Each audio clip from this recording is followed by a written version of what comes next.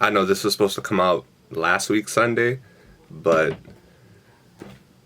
that Spider-Man game, man, that thing is a distraction.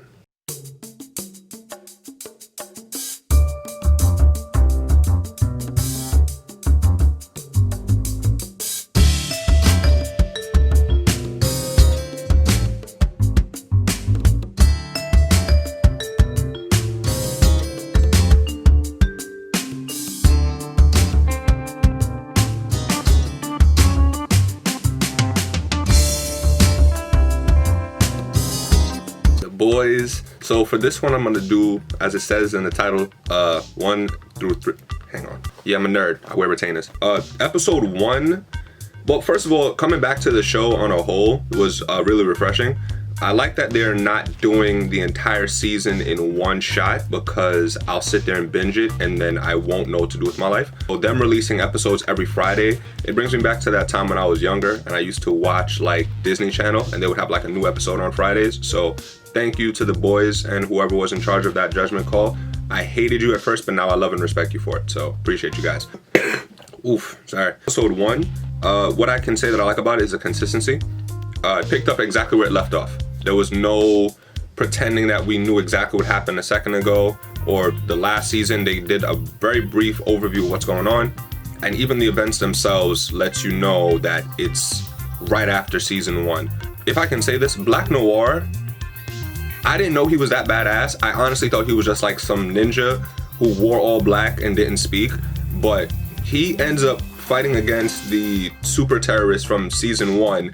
And that was the quickest fight I think I've ever seen in my life. First of all, it showed us how ruthless he can be when he's on mission and how strong he is, because the super terrorist guy hit him with the super attack thing to the chest and he just ate, well, no, I'm not gonna say he just ate it because that'd be like Superman taking a bullet to the face. But he didn't die like everybody else did, so yeah, good on you, bro. Now the boys, there's stuff, they have to live underground. It's kind of sucky, but I mean, you guys are wanted terrorists or wanted with the connection of killing somebody. So Huey and Starlight are still meeting up. I get it. After what happened with A-Train, you know, they're, I guess, keeping in contact with one another, but idea. It's not a good. I would equate this to when you know that somebody you know shouldn't be dealing with someone else, and you're like, bro, you should probably not do that, but they're a grown person, so you don't want to tell them what to do. So then you eventually watch as it plays out. That's the best way I can describe it. Because now that I think about it, no one that is around Huey right now is his friend. Frenchie is not his friend, and MM is not his friend. He's like a dad figure, because I guess like Huey doesn't have the chance to be raised around his father, but he doesn't have friends to tell him what he should or shouldn't do, which is good. But as far as dealing with Starlight, 10 out of 10 don't recommend. Now, not right now. Y'all are in two different places. The Deep is losing his mind. Dang. He is going through an identity crisis. Best way I can say it. Homelander is still a weirdo. Like episode 1, we see it out the gate, he's still a weirdo. Like he still has a vial of Madeline's breast milk that he still drinks, and if you're over the age of a toddler and you're drinking breast milk, you're a weirdo. I don't care what that's considered. That's just weird, bro. And then they Ashley, she introduces a potential new member to the Seven, and his name is Blind Spot. Yeah, his name is Blind Spot. He's a blind superhero. He's like the Daredevil of their universe, I guess. But here's the bad part about it. So Homelander sees him and he's like, wow, interesting. And then for whatever reason, he just pops the kid's eardrums. And I'm just like, you're a tool. You didn't have to do that. Simply just maybe hit him in like, I don't know. You could have hit him anywhere else. You didn't have to kill him. Because I'm pretty sure that guy's dead. The amount of blood that was coming out of his ears, he's gone. So Homelander is still being a creep, and I still kind of want to see him get his ass beat, but not like killed. He didn't do anything that made me say, I'm lying. Season 1, yeah, I need him dead. So Starlight is, like I said, she's still working with Huey. Their overall mission together is to try and bring down Vought and everything that they stand for, because they realize that Vought is just a giant powerhouse who uses and abuses the people that are involved with them. So she blackmails this one guy named Gecko into getting Compound V for her. A bunch of hijinks ensue. A-Train is onto her. So we meet another soup terrorist. I'm gonna call them super villains, bro, because this soup terrorist thing, it doesn't even roll off the tongue. It's like soup terrorist. It's two separate words. Super villain just sounds like one giant thing. He can lift a boat, and then Kimiko, I guess, sees him and she starts losing her mind, and then she keeps writing the word boy everywhere. And Frenchie's like, yo, bro, I don't know what you're saying. And I'm not trying to sound insensitive, but you guys have been with her for a long time. She doesn't know how to speak yet. Like, it's one thing if she didn't know how to read or write. That's okay. I guess you're teaching her that. But she doesn't know how to physically pronounce words. Like, is it that she's scared to talk, or like she is unable to talk? Because she can rip a guy's head off with no problem. Whatever.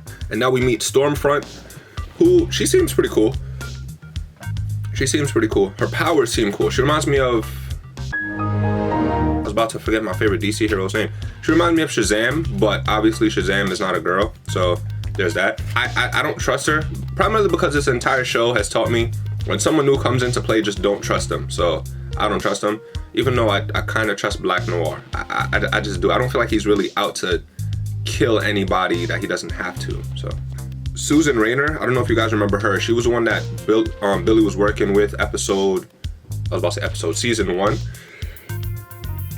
She meets up with the boys and she's basically saying, you know, to MM, your daughter's about to start doing sports, and she seems like she could be a good contact until her nose starts bleeding and then her head blows up. So Nick, damn, that's kind of heavy, because it was just like out of nowhere. I did not know what caused it. We still don't know what caused it.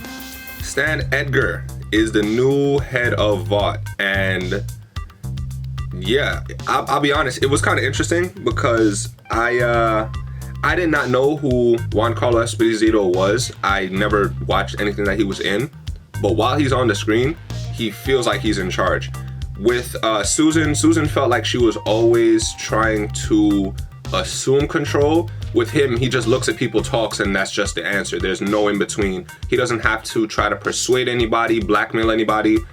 And it's a pretty cool character dynamic when you think about it. In a world full of people who can rip each other's heads off, when someone can just look at you, know that you have that ability, talk to you any kind of way that they want, and you have to respect it, it's a pretty cool power dynamic. And surprise, Butcher's alive. My nigga, we knew he was gonna be alive, bro. Like, come on, the entire trailer kept showing him. He's not gonna die in the season 1 and not be in season 2, so whatever. And that brings us to episode 2. Butcher explains how he's alive, which was the shortest backstory I think I've ever watched in my entire life. Like, it was like it didn't even feel, there was no weight to it. He was gone for like the entire first episode, then he's explained how he was back in 10 minutes. Thanks to you guys, do not pad this with an entire backstory. Don't make this like a Dragon Ball Z episode or a Naruto episode, thank God. He's still going through his identity crisis, the Deep, and yeah, he needs to keep his shirt on. I'm not trying to shame him for his body, but that mutation is gross, bro. It looks gross. It looks gross. And it makes sound effects, which is just, it's worse, because now I have to see and hear what the hell is going on, and it's... Bro, keep your shirt on. No offense to you, the Deep, but keep your shirt on, bro. Or like, take some more Compound V, make yourself look like a fish person, like get gills behind your neck like a regular. I said a regular, like this is a normal thing. Just keep a shirt on or get stronger material. Invest in some vibranium for your clothes. I don't know, my nigga. Just keep a shirt on, bro. It's weird. Maeve is dealing with her girlfriend at the hospital. Yeah, surprise, she's gay, whatever. And I feel as though this adds a very interesting character dynamic because, as you guys know, Homelander is very possessive. Even if he doesn't want you, he will not want certain things for you. So now I'm kind of concerned because she was talking to her on the phone and then she ends up going to see her. So now it's like, does Homelander know? Does he not know? I don't want him to find out, because if he does, he's crazy. He'll probably kill her or hold her hostage or ransom or something that this man-child is capable of. So that kind of goes down with her, and I'm a little concerned by it. I'm not gonna lie. So Stormfront and Starlight are doing interviews, and it's about as boring as it sounds until Stormfront shows that she's a little bit more outspoken, and she's not just going to, what's the word I want to use? She's not just gonna go with the status quo, whatever it is that Vought wants to push. She's gonna speak up and speak her mind, which is something that I can actually say I respect about her, because so far Queen Maeve has been pretty hush. And Starlight, because I guess she's a new girl, she just doesn't care. But Stormfront is a new girl and she doesn't care. So yeah, A-Train, he comes out of his coma, and this was pretty interesting because when he came out of his coma, I was just like, is he gonna snitch? That was the first thing that came to my mind, because I'm like, is he gonna snitch right here on TV? But I don't take him as that big of a sucker, even though he did kill Robin in episode 1. I did not forgive you, bro. I have not forgiven you for that. I really want to see Huey break your legs. Like, you're bugging. The whole reason why he was involved in any of this is because you ran into his girlfriend at top speed because you were high on some drug to go see a chick that had claws in her hands. So yeah, you need to get bodied, bro. I'm not jacking this. Are you stupid? So yeah, he ends up trying to blackmail her as opposed to just flat out saying, yeah, I know that you were involved in front of everybody. Kimiko, we found out that that's her brother through some good old exposition, and Frenchie being the genius that he is paying attention, because I guess that's what she was saying in the earlier episode with the whole boy. So that's her brother. And then they capture him, and Huey gets punched in the face by Butcher because Butcher basically said to him, don't get in the way of me and my wife or I'll kill you. And I'm just like, that's some pretty badass thing to do. And that brings us to episode 3. And then Huey punches him right back in the face. You don't punch me in the face and get away with it, are you dumb? He was on the phone with Madeline Stillwell. I think I said Madeline a couple seconds ago when I meant Susan, but it's Madeline still. No, it's Susan. Oh my God, all of these names, bro. All of these names, and none of them are relevant, but they're relevant. Butcher's on the phone with somebody, one of his allies, and she's basically trying to make a drop off for the super villain who's Kimiko's brother. So I guess they're gonna do the drop. They're going to do the drop off, but I think they're having conflicting emotions about it because Kimiko's like, that's still her brother, even though she may not be able to verbally communicate it. So A-Train is dealing with hard compilations, and I said compilations. The word is complication. A-Train is dealing with hard complications. It's probably a side effect of all of that compound V that he was juicing into his system, which I get it because he didn't want to be irrelevant and get kicked out of the 7. So he was doing that when he had to go against Shockwave and all that other stuff. And now Homelander, he actually tries to activate his son's powers. And yeah, Homelander is father of the year right here, guys, because he takes his son and pushes him off of a roof. Can't say that's how it activated my son's powers, but you know, whatevs. Now at this point, they're having a round table discussion. The 7 minus Homelander because he's off teaching his son how to be a psycho. She gets some news. She starts freaking out. So I'm thinking somebody died. So then she beelines it out the front door. She ends up going to see Stan. And then Stan is like, listen, just relax. It's okay. What happens is Compound V gets released to the public. And when I say released, I don't mean in the sense of like, oh, you guys get to try it. I mean in terms of like a scandal of a big company doing something they weren't supposed to do or shouldn't have done because it would come back to bite them in the butt.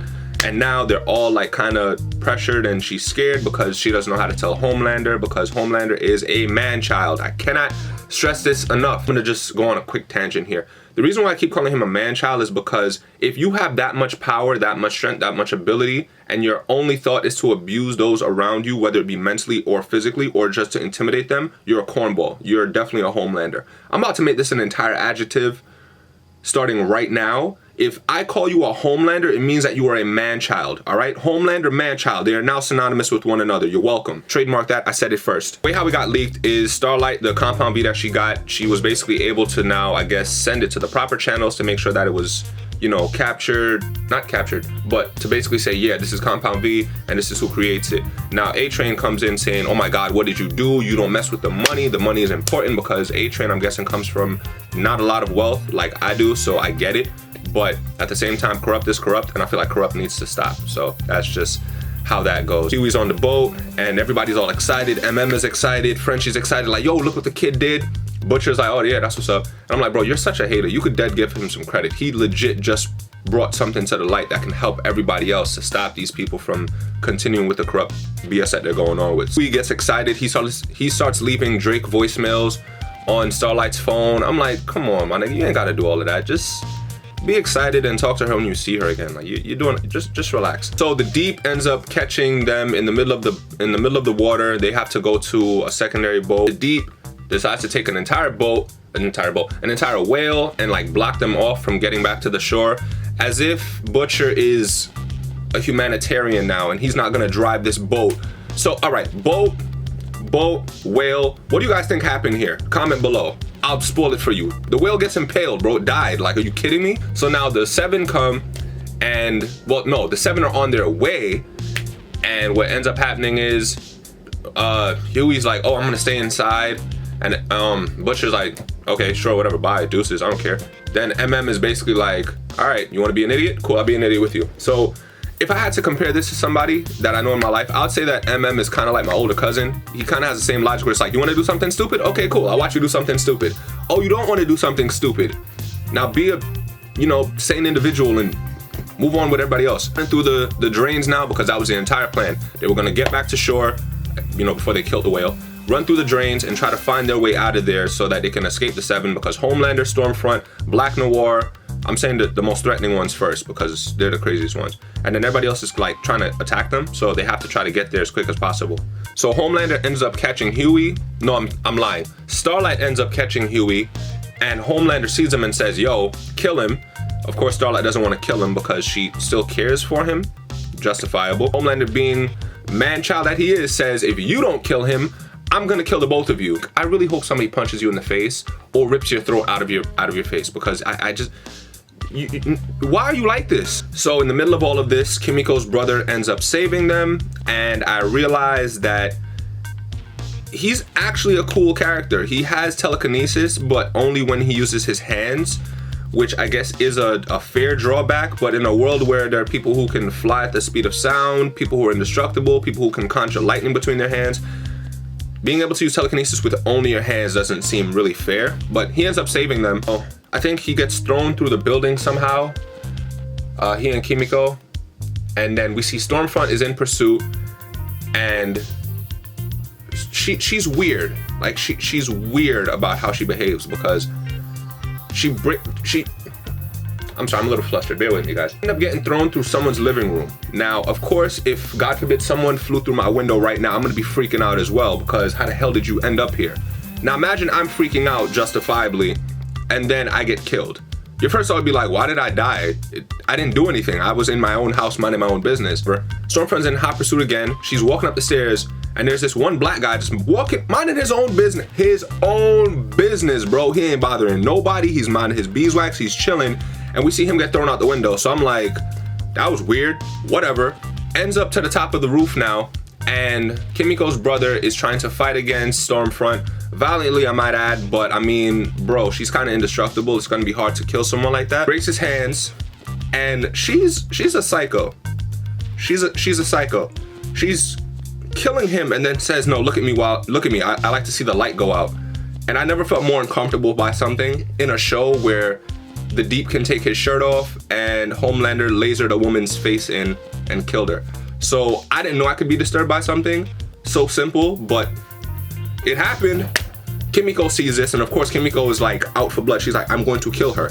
And poetically, if Kimiko does not kill her, bro, I'm going to be very upset. So that was episodes 1 through 3.